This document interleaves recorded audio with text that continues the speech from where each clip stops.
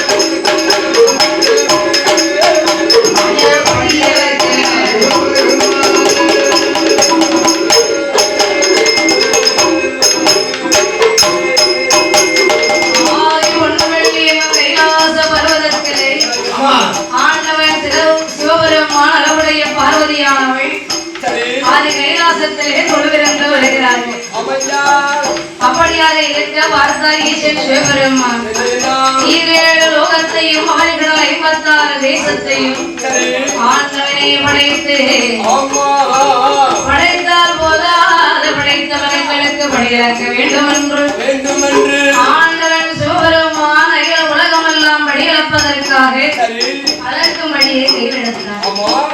அப்படி அழகும்படியை கையிலெடுத்த ஆண்டவன் பகவான் எப்படி படியிழந்து வருவாரையானார் நல்ல திரையெடுத்தார் நாடு எல்லாம் இழந்தார் நல்ல திரையெடுத்தார் உலகம் எல்லாம் இழந்தார்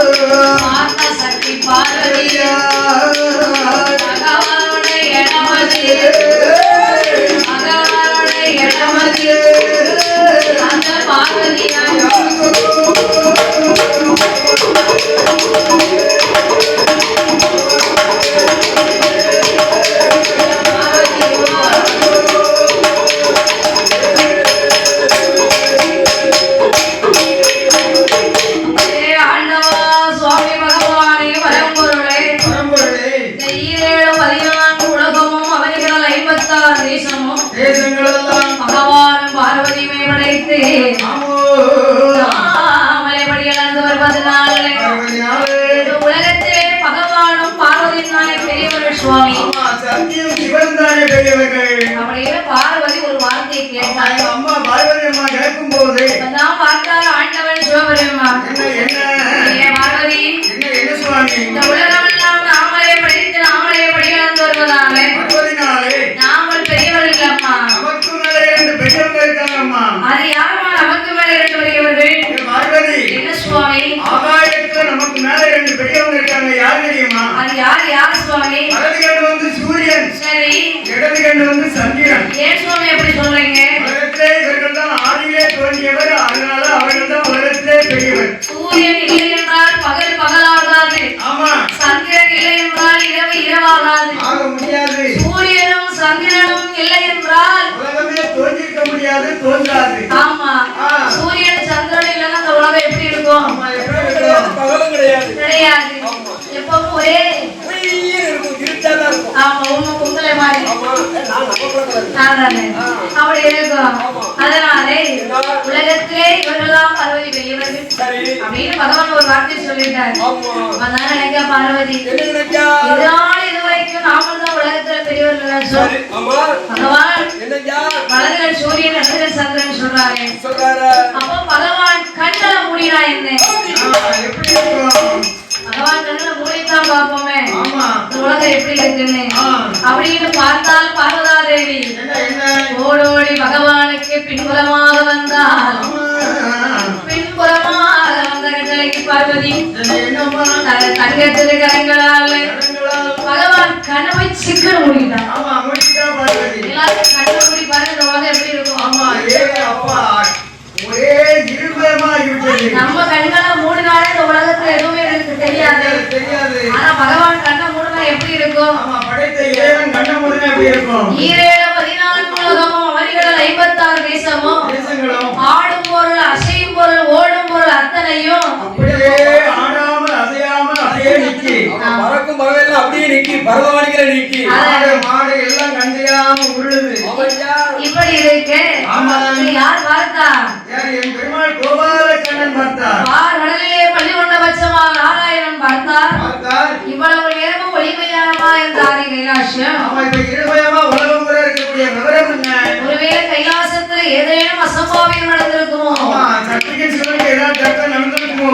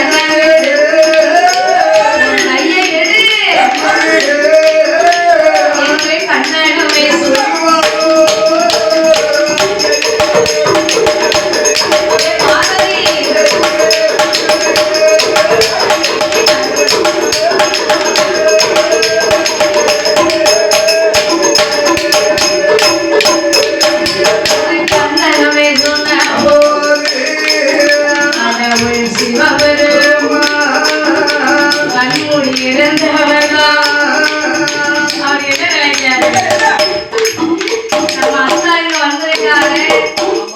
உலகம் முழுவதும் இருட்டா இருக்குங்காரு. பார்வதி நம்ம கண்ணை மூட போய்தான் உலகம் இருட்டாரு. ஆனா நம்மளுடைய நெற்றிக்கல் இருக்கு.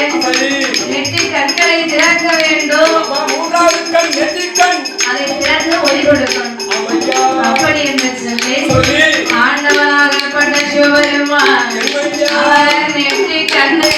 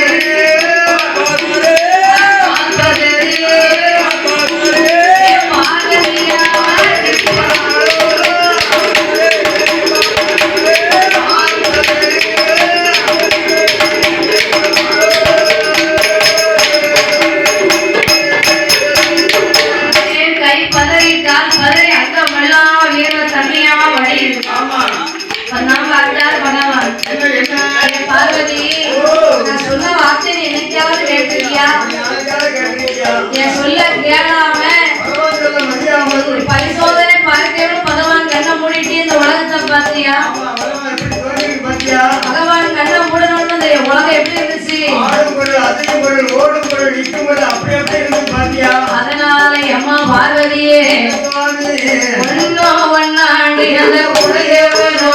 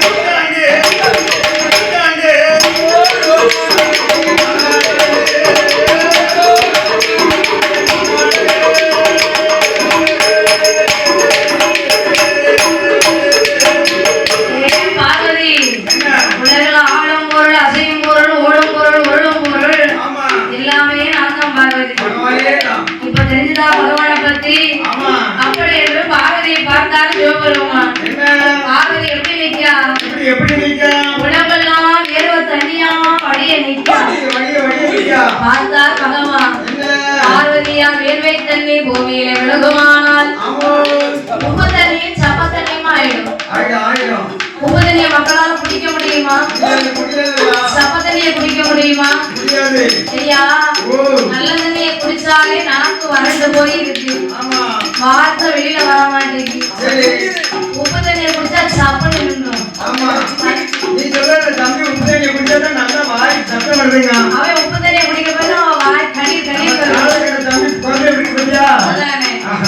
அதனால பார்வதியோட சடையெடுத்தால் 10 கரையாக போட்டார். அன்னைக்கு தான் கரை போடுறாரு. ஆமா, போடு போடாத வெட்டி இருந்துச்சு. ஆமா, இன்னைக்கு அன்னைக்கு பரவாயில்ல கரை போட ஆரம்பிச்சாரோ. ஆமா, வேட்டிக்கு கரை போட்டாரு. அன்னைக்கு தான் கரை போடுறாங்க. கரை வெட்டி. அதுக்கு முன்னால கச்சை வெட்டி. அப்படி 10 கரையாக போட்ட சிவபெருமான் 10 கரையவும் 10 கடலாக பிறவி செய்தார். அந்த உப்பு தண்ணி எல்லாம் கடலா போய் சேருது. பார்வதியோட வேர்வை தண்ணி. அப்பேற்பட்ட 10 நல்ல கடல்களுக்கும் பகவான் என்ன பேர் நாம உடப்பாறையானா ஐயா, ஒன்னாங்கடல் ஒரு கடல், ஒன்னாங்கடல் ஒரு கடல், ரெண்டாம் கடல் நீலக்கடல், மூணாம் கடல் முத்துக்கடல், நாலாம் கடல் நல்ல தண்ணி, நாலாம் கடல் ஐந்தாம் கடல்,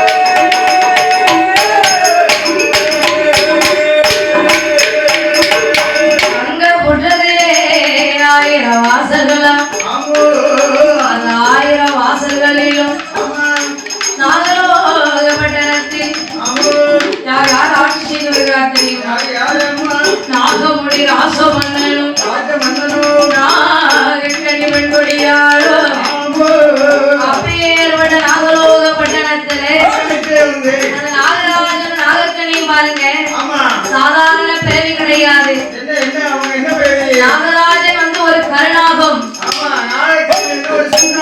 கருணாகமும் சென்னாகமும் மட்டுமல்லாமல் அவங்க உடம்பு எப்படி இருக்கும்? மனிதர் போல முகம் இருக்கும். மனிதர் போல முகம் இருக்கும்.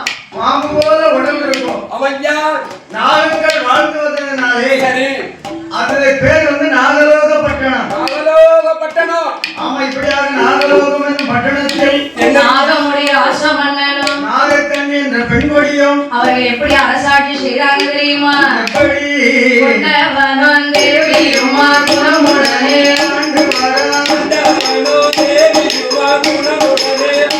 அவர்கள் நகமும் நல்ல சதையை போல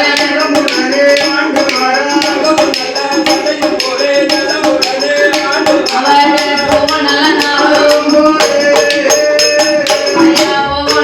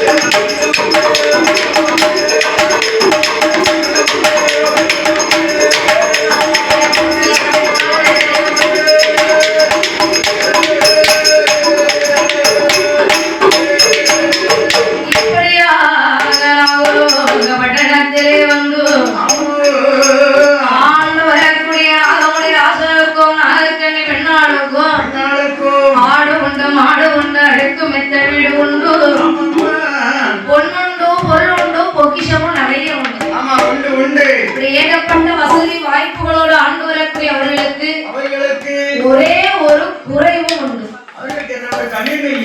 அப்படி இருந்தா தான் பரவாயில்லையே. அப்ப அந்த குறைலாம் கிடையாது ஐயா. சொத்து இருந்தாலும் சுகம் இருந்தாலும் மண் இருந்தாலும் மனை இருந்தாலும் எத்தனை செல்வங்கள் இருந்தாலும் சரி, உலகத்திலே பெரிய செல்வம் என்ன செல்வம்? என்ன செல்வையா? அதுதான் பிள்ளை செல்வம். எத்தனை செல்வம் இருந்தாலும் குழந்தை செல்வத்துக்கு ஈடாகுமா? ஐயா, இப்ப ஒரு வீடு 2 வீடு வேணா போதும் நமக்கு. அதனால இந்த 2 வீடு போதும்னு விட்டுருவோம். ஒரு இடம் வயல் வயக்காடு இருந்துச்சுன்னு சொன்னா 2 இடம் வாங்கியாச்சு போதும்னு விட்டுருவோம். ஆனா பிள்ளை குட்டின்னு பிறந்ததுன்னு வச்சுக்கோங்க, 5 பிள்ளை 6 பிள்ளை பெத்தாலும் நம்மளுக்கு திகட்டுமா? ஒரே ஒரு ஆம்பளை பிள்ளைக்கு அடுத்த பிள்ளை ஆம்பளை பிள்ளை பிறந்துறாதா? அடுத்த பிள்ளை ஆம்பளை பிள்ளை பிறந்துறாதா? இப்ப உங்களை பிள்ளையா பிறந்து போச்சா? சரி, அடுத்த பிள்ளை ஆம்பளை பிள்ளை பிறந்துரும் அப்படின்னு 5-6 பிள்ளை பெற்றாலும் சரி, அடுத்து ஒரு ஆம்பளை பிள்ளை பிறந்துரும் அப்படின்னு.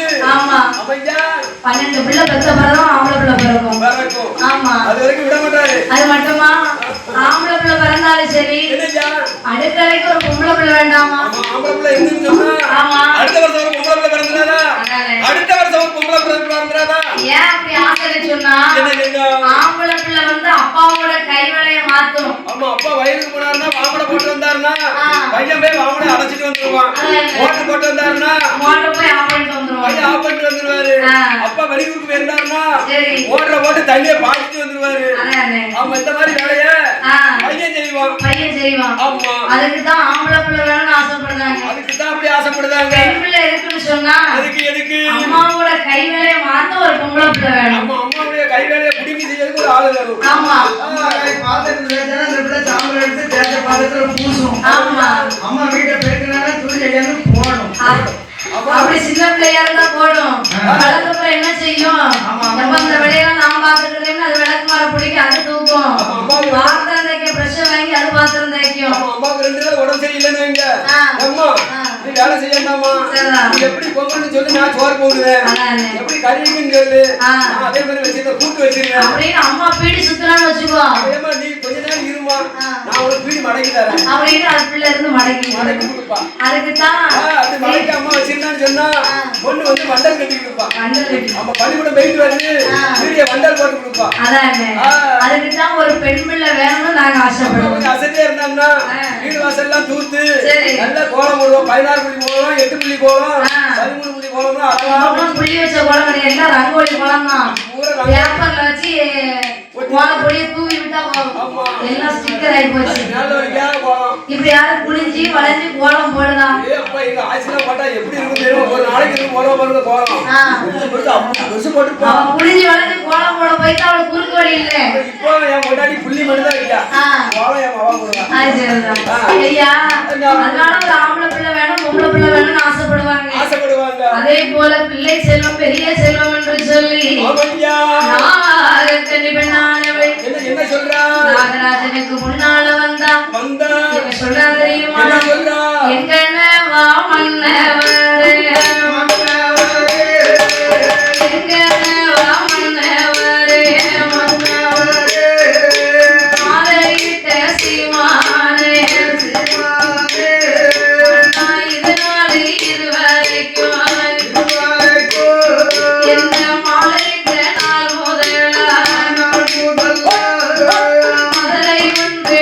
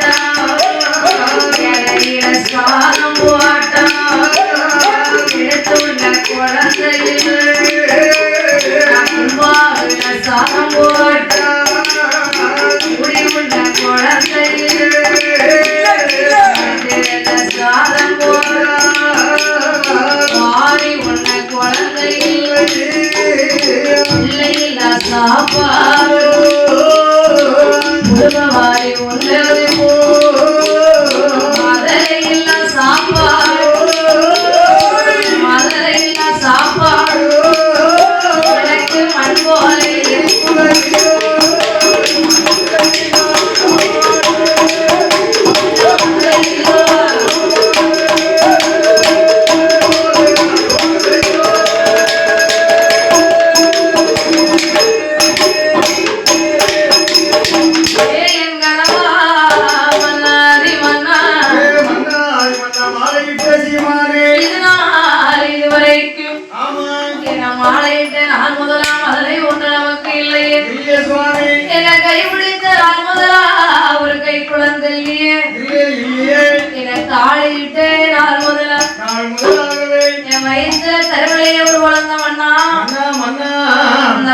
ஒரு புழு பூச்சி கூட காங்கலையே கருப்பட்டியா தின்னுமா கருப்பட்டியா சாப்பிட்டா என்ன செய்யும் பூச்சி காலையில போட்டு தட்டிடுவோம் அது சரி ஐயா வயித்துல புழு பூச்சி இல்லைன்னு சொன்னா ஒரு ஆம்பளை பிள்ளையோ ஒரு பொம்பளை பிள்ளையோ வயித்துல இன்னும் இல்லையே அப்படின்னு தான் கவலைப்பட்டேன்னு சொல்லுதா புழுனா என்ன பூச்சினா என்ன ஐயா புழு பூச்சி இல்ல ஏன் சொல்றாங்க தெரியுமா எதுக்காக புழுன்னு சொன்னா ஆம்பளை பிள்ளை பூச்சின்னு சொன்னா பெண் குழந்தை பட்டாம்பூச்சி ஆமா புழுன்னு சொன்னா பிறந்து அதே இடத்துல வளர்ந்து அதே இடத்துல தான் ஊந்துகிட்டே வர வேற இடத்துக்கு போவாரு பக்கத்துல இருந்து ஏப்போ ஏப்பா அதே இடத்துலதான் நிக்கும் வேற இடத்துக்கு போவாரு அதுதான் புழுன்னு சொல்லுவாங்க பூச்சின்னு சொன்னா பிறந்து கொஞ்சம் வளர்ந்த பிறகு ரெக்க முளைச்சா அது இடத்தை விட்டு வேற இடத்துக்கு பறந்து போயிடும் அதனாலதான் புழுனா ஆம்பளை பிள்ளை பூச்சினா பொம்பளை பிள்ளை அதான் நிறைய பேர் சொல்லுவாங்க வயிற்றுல புழு பூச்சி இல்ல அப்படின்னு சொல்லுவாங்க அதுக்கு காரணம் இதுதான் அதுக்கு காரணம் ஆமா நானும் சரிச்ச கருப்பட்டியா சாப்பிட்டா நல்லா இருக்குமான்னு பார்த்தேன் அது சரி புழுவா வயிற்றுல வந்துரும் அதனாலே பார்த்தால் நாகக்கனி பெண்ணானவள் இல்லை என்ன சொல்ற தெரியுமா ஐயாமலை பெய்த முட்டத்தில மலை பெய்த முட்டத்தில மண்ணலைய பிள்ளையில மண்ணலந்த கையாள குழந்தையிலே கரவிடத்து தண்ணீரிலே குழந்தையிலே அரிக்கரைக்கும் தேங்காயிலே ஐயேந்த பிள்ளையிலே சுவரிருந்து நாமளுக்கு சித்திரமறைய குழந்தையிலே வாசலில போட்டதோடு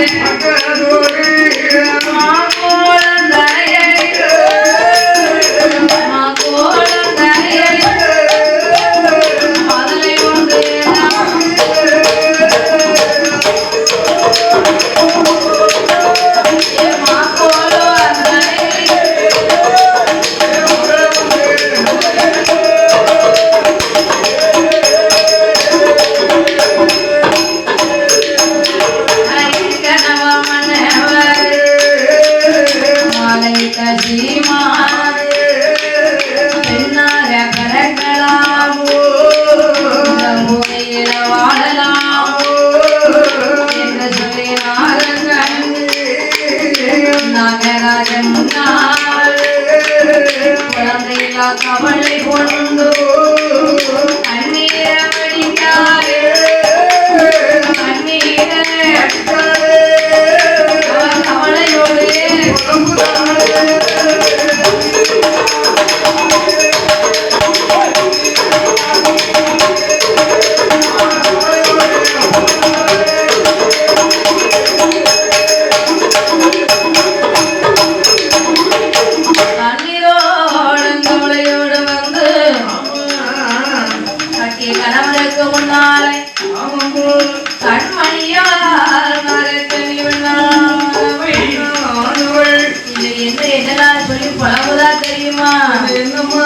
எந்த பெண்கள் எல்லாம் எந்த பெண்கள் எல்லாம்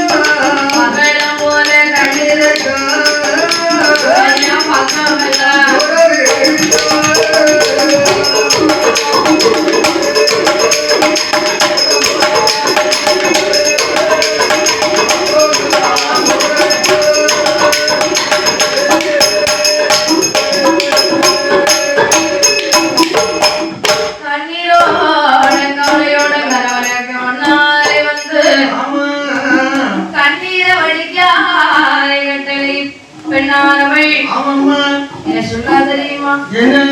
சுவாமி நாதா நாகமுடிராசம் மன்னா நாள ஒரு காலத்து நாம் ஆண்டு மடைத்தாலும் மாடிக்கு பிள்ளைகளை செத்து இறந்தாலும் சீரமைக்க பிள்ளைகளே மன்னவா. நாம நாளை ஒரு காலத்துல மாண்டு மடைந்தா நாம மாண்டு மடைந்தால் என்னென்ன போராட்டம் எப்படி நடக்கும் தெரியுமா சுவாமி? ஐயா கோலத்தான்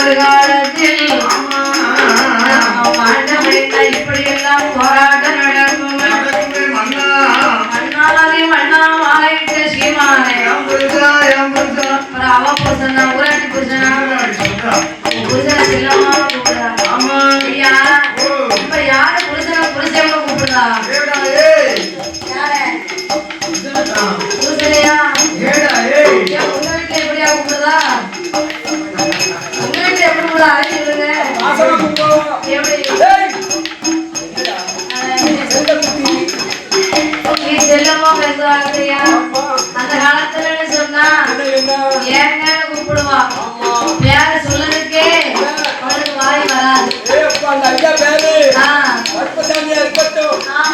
கடையில போய் என்ன ஐயா என்ன காபி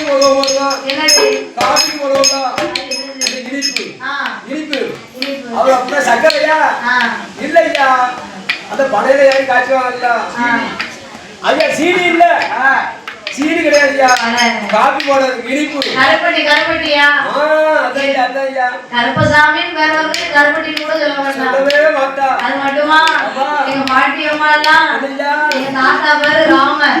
எங்க பாட்டி என்ன சொல்லுவா தெரியுமா? லட்சுமண அண்ணன் இருக்காரு அவர் பேர் தான் அம்மா லட்சுமண அண்ணன் சுப்பிரமணியம்.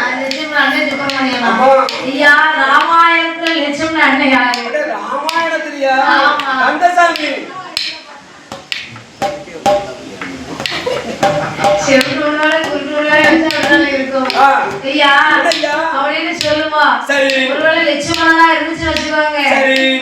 தம்பி பேர் தான் என் வீட்டுக்காரர் பேரும்பா பேர் கூட சொல்ல மாட்டா.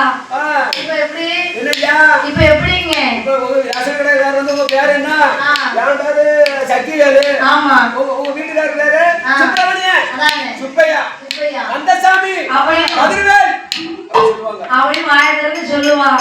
அது மட்டுமா அந்த காலத்துல ஏங்கம்பா அத்தாம்பா அத்தான்னு சொல்லுவாங்க மாமாம்பா.